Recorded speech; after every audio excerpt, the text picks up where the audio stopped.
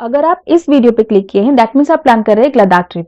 Don't worry, आप आए हैं एकदम सही वीडियो पे। बिकॉज मैं इस वीडियो में देने वाली हूँ वो सारे इन्फॉर्मेशन, जैसे कि आप लद्दाख कब जाएंगे, कैसे जाएंगे, कहाँ स्टे करेंगे, क्या आपका आइटिनरी रहेगा और इनर लाइन परमिट्स कैसे बनाएंगे, हम लोग किसके साथ गए थे, उनका कॉन्टैक्ट डिटेल, सारा कुछ मैं डिटेल में कवर करने वाली हूँ। सो इस वीडियो को लास्ट तक देखिएगा।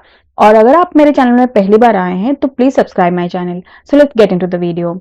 सो आपके कंफर्ट के लिए मैंने इस वीडियो को 5 कैटेगरी में डिवाइड किया है। First one is when to visit Ladakh. Second is how to reach Ladakh. Third is day-to-day itinerary. Fourth is stay, food, inner line permits, and total trip cost. Fifth is some additional tips to make your trip easy and safe. So सबसे पहले आप mind makeup करिए कि आपको लद्दाख जाना है। उसके बाद पहले क्वेश्चन आता है कि कब जाना है लद्दाख। तो मैं आपको लद्दाख के सीजन्स बता देती हूँ, उसके अकॉर्डिंगली आप डिसाइड कर लीजिए कि आपको कब जाना है। तो जून, जुलाई, अगस्त, सितंबर, ये 4 महीना लद्दाख में समर रहता है। इस टाइम पे 15 से 25 डिग्री टेम्परेचर रहता है लद्दाख में। तो इस टाइम पे बहुत टूरिस्ट जाते हैं लद्दाख में, और ये सबसे सेफ टाइम है अगर आपको फैमिली लेकर के ट्रैवल करना है तो। उसके बाद आता है अक्टूबर नवंबर, ये ऑटम होता है। इस टाइम पे लद्दाख गोल्डन और ऑरेंज दिखता है। और नवंबर में थोड़ा थोड़ा सा विंटर आना स्टार्ट हो जाता है, कई कई जगह पे हाई पासेस पे स्नोफॉल होना भी स्टार्ट हो जाता है। उसके बाद दिसंबर, जनवरी, फरवरी, मार्च पीक विंटर हो गया।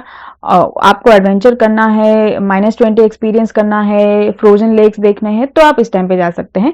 अगेन अप्रैल में एप्रिकॉट ब्लॉसम एक फेस्टिवल होता है, अगर आपको वो देखना है तो आप वहां अप्रैल में जा सकते हैं। और मई होता है अगेन शोल्डर सीजन, तब जब समर जा रहा होता है, समर आ रहा होता है और विंटर जा रहा होता है, तो उस टाइम पे आपको सारे पासेस ओपन मिलेंगे और आप इजीली सारे जगहों में घूम सकते हो। तो मई में गई थी, मई 2026 में मैं गई थी रिसेंटली। तो ये हो गया आप कब जाओगे, आप डिसाइड कर लो आप कब जाओगे। नेक्स्ट क्वेश्चन आता है कि हाउ टू रीच लद्दाख, कैसे जाओगे। 2 मोड है, एक है बाय एयर, एक है बाय रोड। तो बाय एयर बहुत इजी है, कन्वीनियंट है। आप किसी भी सिटी से दिल्ली तक का फ्लाइट लो, दिल्ली से फिर लेह तक का फ्लाइट चलता है, और अगर आपको डायरेक्ट फ्लाइट मिल जाता है तो वेल एंड गुड। और बाय रोड आप 2 रूट है, एक मनाली लेह हाईवे, एक श्रीनगर लेह हाईवे। मनाली लेह हाईवे जून में ओपन होता है, और इस रास्ते से अगर आप जाएंगे तो आपको बारालाचला पास मिल जाएगा, टांगलंगला पास मिल जाएगा। ये बहुत एडवेंचरस रूट है, अगर आपको रोड ट्रिप्स पसंद है तो आप इस रूट पे जाइए। और अगर श्रीनगर लेह हाईवे आप पकड़ते हैं तो उसमें सोनमार्ग आएगा, द्रास, कारगिल, ये सारे जगह आएंगे। तो आप देख लीजिए आपको कौन सी जगह कवर करना है, तो आप वो रूट पकड़ के जा सकते हैं। और ऐसे क्या होगा, आप धीरे धीरे ऑल्टीट्यूड गेन करोगे और एयर में हिट करने का चांसेस आपको कम रहेगा। और एक वे भी है, आप दिल्ली पहुंचो कैसे भी, मतलब ट्रेन से, किसी भी शहर से दिल्ली तक का ट्रेन तो है ही, वहां से दिल्ली से लेह तक का बस चलता है, आप वो भी पकड़ सकते हो। तो ये हो गया कि आप कैसे पहुंचोगे। आप पहुंच गए ले, उसके बाद मैं आपको आइटिनरी बता देती हूँ। मेरा जो आइटिनरी था वो 9 days 8 nights का आइटिनरी था, तो मैं उसी को बताती हूँ आपको। मैंने कहाँ कहाँ घूमा था, क्या क्या की, क्या क्या देखी, मैं सारी चीजें बताती हूँ। तो डे 1 में हम लोग लेह लैंड किए, उस दिन हम लोग रेस्ट किए थे। शाम को हम लोग थोड़ा सा मार्केट विजिट किए थे, और फिर आके हम लोग सो गए खा पी के।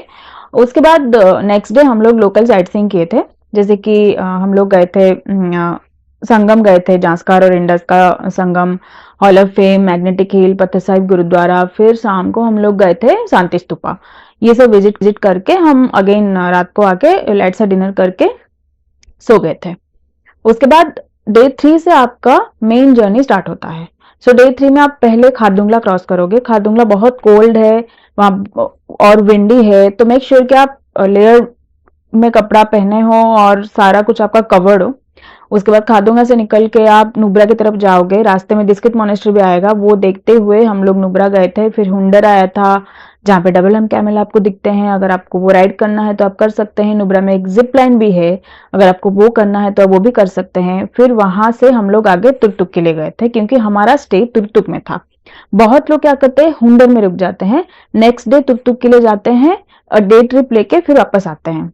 हम लोग उसी दिन तुर्तुक के लिए गए थे और वहां हम लोग स्टे लिए थे। तुर्तुक से 1-1.5 किलोमीटर आगे एक गांव है थांग वैली, तो वो actually the last village of India है, एलओसी के पास है वो एकदम। वहां से एलओसी बहुत क्लियरली दिखता है, प्लस पाकिस्तान भी बहुत क्लियरली दिखता है, वहां से गिलगित बाल्टिस्तान बहुत क्लियरली दिखता है।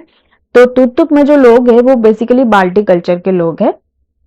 तो वहां से आप वहाँ बाइनोकुलर्स मिलते हैं 50 रुपए पर हेड करके, आप वो लेके देख सकते हो। वहाँ के जो भी बंकर्स है या जो भी है वो वहाँ के लोकल लोग आपको बता देंगे कौन से पहाड़ पे क्या है, वो आप क्लियरली देख पाओगे।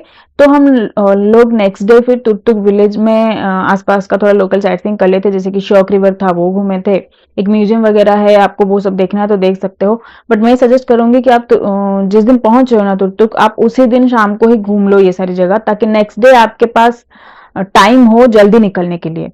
हम लोग बहुत लेट निकले थे तो हमको नेक्स्ट डेस्टिनेशन में पहुंचने में बहुत लेट हो गया था, तो मैं इसलिए आपको सजेस्ट कर रही हूँ कि उसी दिन शाम को आप घूम लो और नेक्स्ट डे 8 साढ़े 8 बजे तक तुर्तुक से निकल जाओ।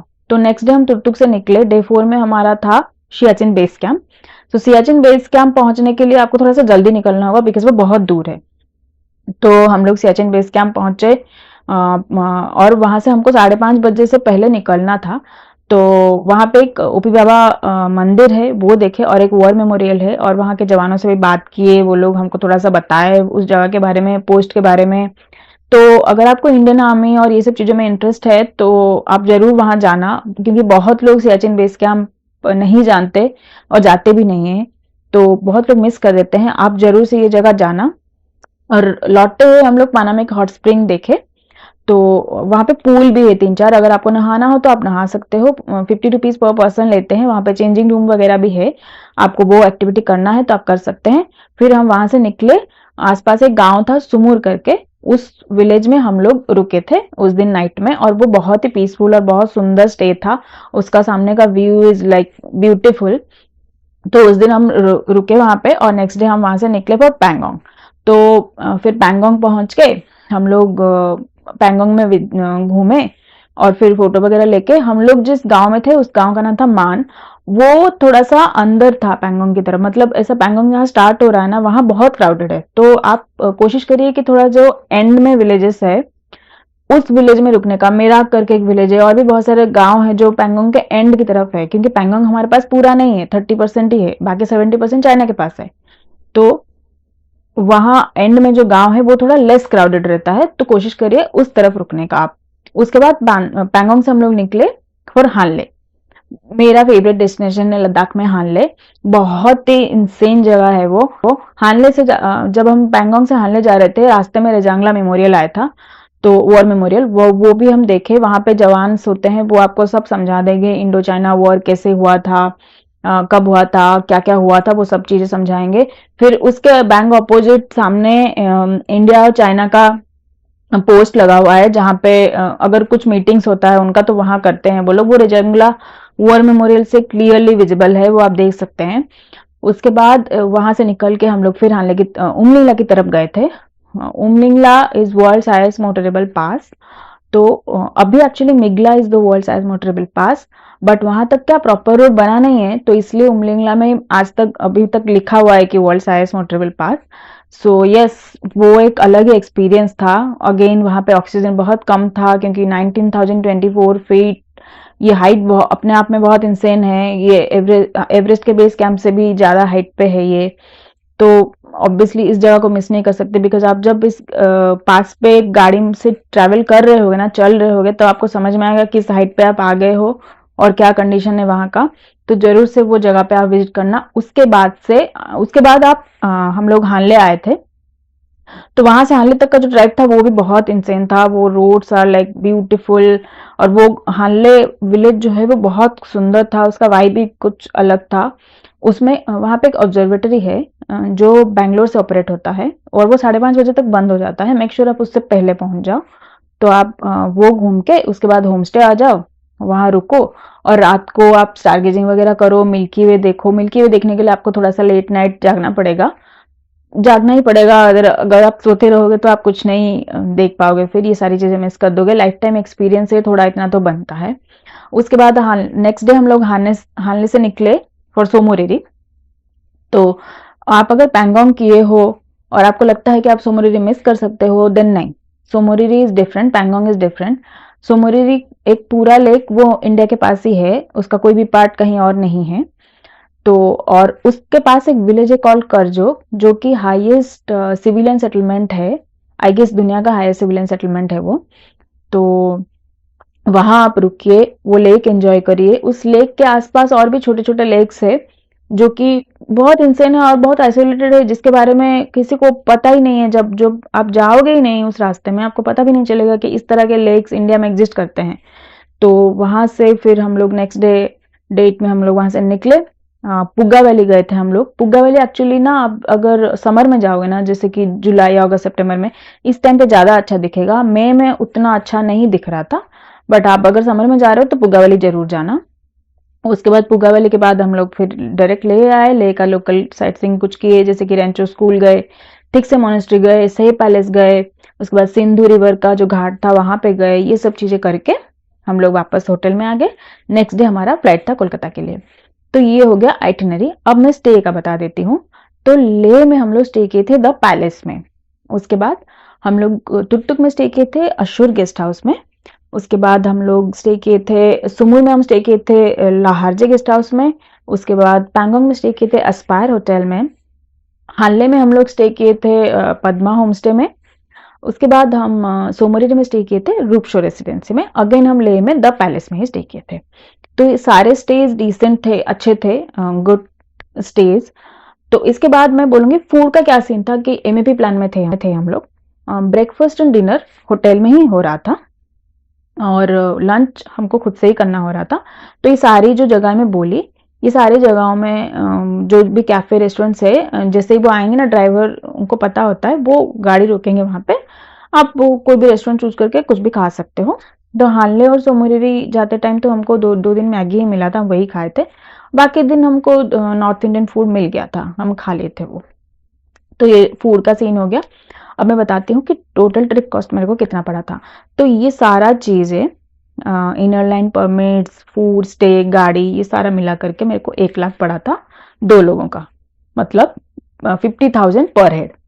और फ्लाइट इसमें इंक्लूड नहीं था। फ्लाइट और लंच मेरा अपना था। फ्लाइट मेरे को पड़ा था 52,000 अप एंड डाउन 2 लोगों का। और लंच में मेरा हार्डली 5 से 10 हजार कुछ खर्चा हुआ था। तो टोटल ट्रिप मेरे को पड़ा था 1,60,000 और 62,000 समर अराउंड दिस। और अगर आपको फिर शॉपिंग वगैरह करना है तो उसका अलग खर्चा होता है, वो डिपेंड करता है आप कितना क्या शॉपिंग करते हो। ये सारा चीज हो गया। अब मैं एडिशनल टिप्स कुछ दे देती हूँ।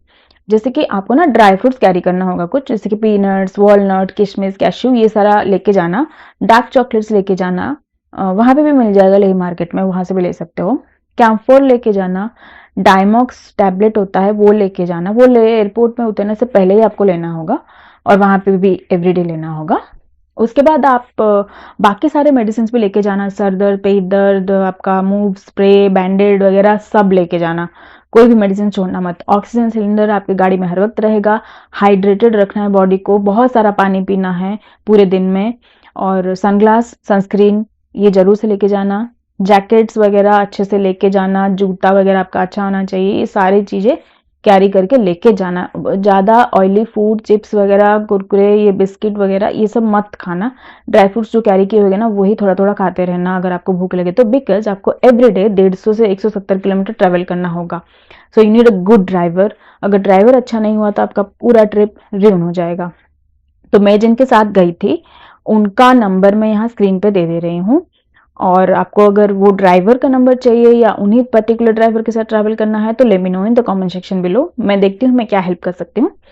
और इसके बाद थोड़ा सा और चीजें बता देती हूँ, जैसे कि एएमएस जो है ना, अक्यूट माउंटेन सिकनेस, वो आपको हिट कर सकता है अगर आप बहुत ज्यादा दौड़ा दौड़ी कूदा फांदी करोगे। तो अगर जाके आप लेह लैंड करके तुरंत सो गए तो ना डिजीनेस रहेगा, चक्कर आएगा, वो नोजिया, वोमिटिंग, ये सब टेंडेंसी रहेगा। बिकॉज वहां पे ना 20% लेस ऑक्सीजन है सी लेवल से। तो ये सब चीजें रहेगा।